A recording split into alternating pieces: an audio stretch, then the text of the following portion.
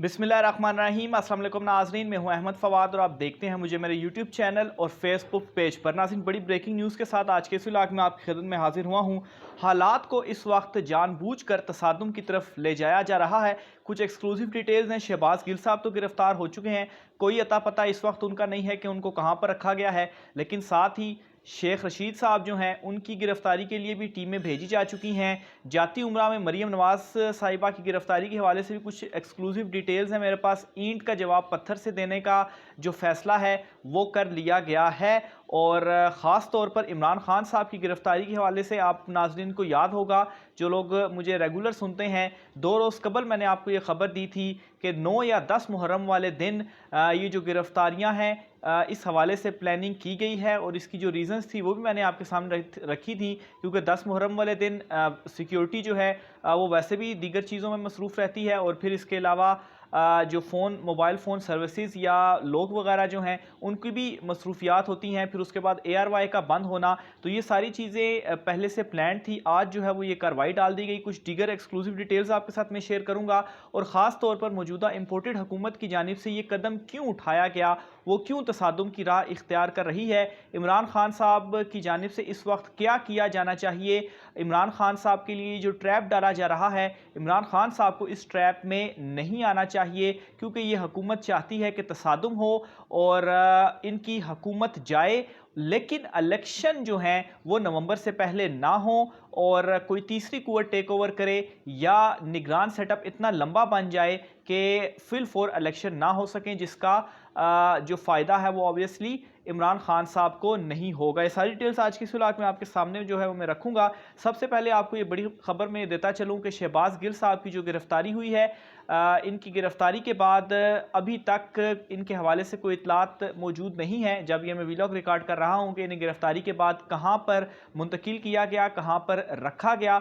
बहरहाल शहबाज गिल साहब की गिरफ्तारी के बाद सोर्सेज ये बता रहे हैं कि शेख रशीद साहब जो हैं उनकी गिरफ्तारी के लिए भी टीम्स भेज दी गई हैं लाल हवेली। और ये जो टीम्स हैं वो सादा लिबास में मलबूस होंगी, जो कि लाल हवेली रवाना की जा चुकी हैं। लेकिन यहाँ पर एक जो लीगल बाइंडिंग है वो ये है कि लाल हवेली रावलपिंडी चूँकि पंजाब में आता है, तो इस्लामाबाद की पुलिस जो है वो किस तरीके से या इस्लामाबाद से आर्डर किस तरह हो सकता है कि पंजाब में किसी को गिरफ्तार किया जाए। उसके लिए जो एक लीगल बाइंडिंग या जो प्रोसीजर होता है उसमें आप पहले पंजाब से कंसल्ट करते हैं, फिर उनको बताते हैं और फिर उसके बाद जो गिरफ्तारी है वो अमल में लाई जाती है। बहरहाल ये चीज़ को फ़िलहाल मलहूज़े खातिर जो है वो इसकी कुछ इतलात तो नहीं है, लेकिन शेख रशीद साहब की गिरफ्तारी के लिए अहलकारों को लाल हवेली भेज दिया गया है। ना सिर्फ शेख रशीद साहब बल्कि फवाद चौधरी साहब जो हैं उनकी गिरफ्तारी की भी इस वक्त इतलात हैं कि उनको भी गिरफ्तार किया जाएगा। दूसरी साइड पर नाज़रीन, बन्नी गाला में ही मौजूद इमरान खान साहब की गिरफ्तारी के हवाले से भी प्लानिंग मौजूद है, लेकिन इस प्लान को इमरान खान साहब ख़ास तौर पर परवेज़ इलाही साहब ने पंजाब से काउंटर किया है। और इस वक्त जो बन्नी गाला है उसको पंजाब हुकूमत की जानिब से CM ऑफिस जो है वो डिक्लेयर कर दिया गया है। जिस तरह से शहबाज शरीफ साहब ने एक तो वज़ीर आज़म हाउस था, लेकिन उसके बाद उन्होंने अपने कई घरों को भी PM ऑफिस डिक्लेयर कर दिया था, तो इसी तरह से पंजाब हुकूमत ने परवेज़ इलाही साहब ने बन्नी गाला को CM ऑफिस डिक्लेयर कर दिया है। और पंजाब पुलिस जो है वो इमरान खान साहब की सिक्योरिटी के लिए या बनी गाला की सिक्योरिटी के लिए वहाँ पर भेजती है। तो अब इससे क्या होगा कि वफाक डायरेक्ट वहाँ पर कोई कार्रवाई नहीं कर पाएगा, क्योंकि मौजूदा हुकूमत सिर्फ वफाक या इस्लामाबाद की हद तक है, 27 किलोमीटर की हद तक है। तो अगर ये बनी गाला में कोई कार्रवाई करते हैं तो अभी चूँकि वो CM ऑफिस डिक्लेयर हुआ है तो उसमें पंजाब हुकूमत के साथ कंसल्ट करने के बाद ही ये चीज़ें होंगी। तो बहरहाल एक तो ये चीज़ हो गई है। मोनस इलाही साहब की जानिब से ऑलरेडी पहले ही ऐलान किया जा चुका था, लेकिन उसके बाद परवेज़ इलाही साहब की जानिब से ये जो एक्शन है वो ले लिया गया है। और सिर्फ यहाँ तक ही मामला नहीं रुका, बल्कि इतलात ये भी आ रही हैं कि परवेज़ इलाही साहब की जानिब से ये हुक्म दिया गया है कि 25 मई जो कि ऑलरेडी उन्होंने एक कमेटी बना दी थी, उसमें जो मुलविस लोग थे 25 मई के वाक़यात में, उनको गिरफ्तार करने का जो ऑर्डर है सोर्सेज ये बताते हैं वो दे दिया गया है। और इस खबर की यहाँ से भी तस्दीक सामने आई है कि दूसरी साइड पर जो नून लीग है, नून लीग ने अपने जो रहनुमा हैं, जो लीडरशिप है, उनको मोहतात रहने की हिदायत की है कि उनकी जो गिरफ्तारी है उनका इम्कान है। तो बहरहाल ये ऑर्डर दूसरी तरफ भी दिए जा चुके हैं। और आप यूँ कहें कि ईंट का जवाब पत्थर का जवाब ईंट से देने का, सॉरी मैं थोड़ा उल्टा कर गया, पत्थर का जवाब ईंट से देने का जो फैसला है वो कर लिया गया है। लेकिन नाज़रीन, यहाँ पर मैं आपको ये अपना तज्ज़िया आपके सामने रखना चाहूँगा कि हालात को तसादुम की तरफ ले जाया जा रहा है। और इसकी रीज़न यही है कि अगर यहाँ से पाकिस्तान तहरीक इंसाफ की क़यादत को गिरफ्तार करते हैं, तो पंजाब से अगर नून लीग के लोग गिरफ्तार होते हैं तो फिर जो तसादुम है वो होगा। और इस तसादुम के नतीजे में जो सारा फ़ायदा है वो मौजूदा इम्पोर्टेड हुकूमत ही उठाना चाहती है। और उनकी ये मर्ज़ी है कि ये तसादुम हो, ताकि एक तो वो हुकूमत से ख़ुद अलहदा हों, वो ख़ुद हुकूमत नहीं चाहते इस वक्त जो उन्होंने मुल्क के हालात कर दिए हैं। लेकिन दूसरी तरफ वो ये भी नहीं चाहते कि फ़ौरी तौर पर इलेक्शन हो। इसीलिए मैंने पहले भी एक मरतबा इस हवाले से कुछ डिटेल्स आपके साथ शेयर की थी कि मौजूदा हुकूमत आगे खाई और पीछे कुआं वाली सिचुएशन में खड़ी हुई है। तो इस वजह से वो दोनों चीज़ों में ये चाहती है कि हुकूमत भी वो उनके हाथ से जाए, लेकिन इलेक्शन नए ना हो। और इस हवाले से यहाँ तक भी चीज़ें जो है वो सामने आ रही हैं कि शायद जो निगरान सेटअप है उस निगरान सेटअप को लंबा कर दिया जाएगा अगर कोई तीसरी कुव्वत जो है वो टेक ओवर नहीं करती, क्योंकि तसादुम की सूरत में तो सीधी सीधी दावत देने वाली बात है। लेकिन अगर ऐसा नहीं होता तो जो निगरान सेटअप है वो कायम किया जाता है और उसको इतना लंबा कर दिया जाता है कि इलेक्शन अगले साल से भी, अगले साल के बल्कि मिड में जाकर कहीं पर हों। और इसका फ़ायदा यकीनन जो हुकूमती इत्तेहाद है वो उठाएगी और इसका नुकसान इमरान खान साहब को होगा, क्योंकि इमरान खान साहब की पॉपुलैरिटी इस वक्त जहां पर खड़ी हुई है 2/3 अक्सरियत लेने से उनको कोई नहीं रोक सकता। लेकिन नाजरीन, मेरे ख्याल से मैं इसको थोड़ा सा ये चीज़ कहूँगा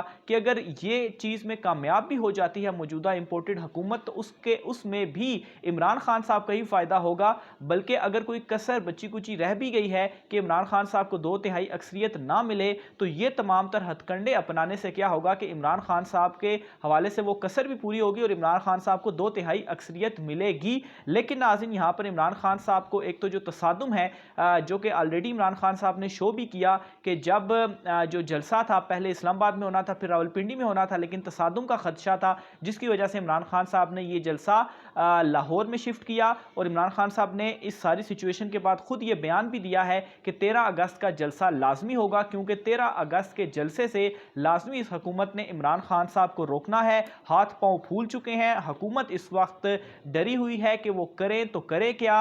इस वजह से ये तमाम तर चीज़ें की जा रही हैं। लेकिन इमरान खान साहब की ऑलरेडी ये प्लानिंग भी मौजूद है।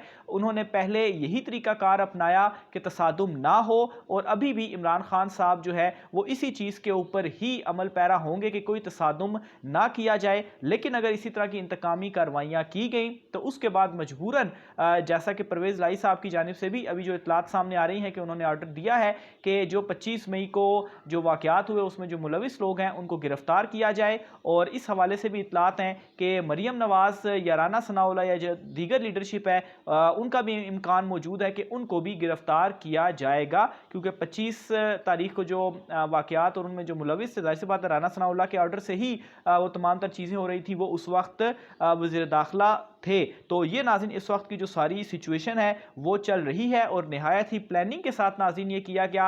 ARY न्यूज़ की नशरियात कल बंद की गई और अभी तक ARY न्यूज़ की नशरियात बहाल नहीं की गई। और जाहिर सी बात है इस वक्त अगर पाकिस्तान तहरीक इंसाफ के हवाले से मैं कहूँगा या ओवरऑल अगर रिपोर्टिंग को भी देखा जाए तो ARY जो था वो बिल्कुल फ्रंट लाइन पे था, इन तमाम तर सूरत हाल में वो रिपोर्ट कर रहा था चीज़ों को।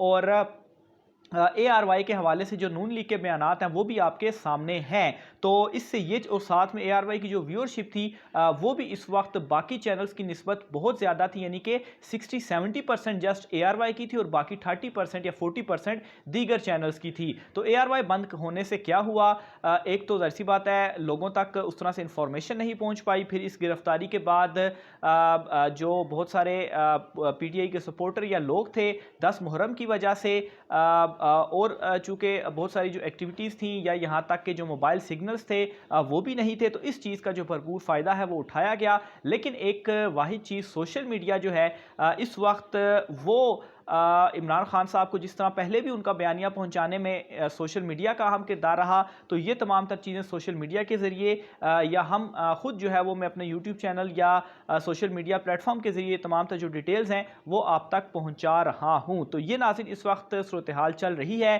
तसादुम की जानिब हालात लेकर जाने की इस वक्त प्लानिंग या कोशिशें की जा रही हैं। लेकिन इमरान खान साहब को इस वक्त ये करना चाहिए कि किसी तरीके से तसादुम की तरफ ना जाएं। शहबाज गिल साहब के हवाले से जो उनको गिरफ्तार किया गया है, तो उसमें यही है कि जो पाकिस्तान तहरीक इंसाफ के वकील हैं वो उनको लोकेट करने की भी कोशिश कर रहे हैं, और दूसरा इस्लामाबाद हाई कोर्ट में इनके हवाले से एक दरख्वास्त आज ही दायर करने के जो फैसला है वो किया गया है। और दूसरी तरफ शेख रशीद साहब जो हैं वो मेरे ख्याल से उनको लाल हवेली से गिरफ्तार करना इतना आसान नहीं होगा, क्योंकि एक कानूनी बाइंडिंग भी है। शहबाज गिल साहब के ऊपर तो अचानक से ये मामला सामने आया कि वो बनी गाला जा रहे थे, तो वहीं पर बनी गाला में ही उनको रोका गया और अचानक से जो उनकी गिरफ्तारी थी वो अमल में लाई गई। तो ये नाज़रीन आज का व्लॉग था, राय का इज़हार कमेंट बॉक्स में कीजिएगा। आज के व्लॉग से इतना ही, मुझे इजाज़त दीजिए, अल्लाह हाफ़िज़।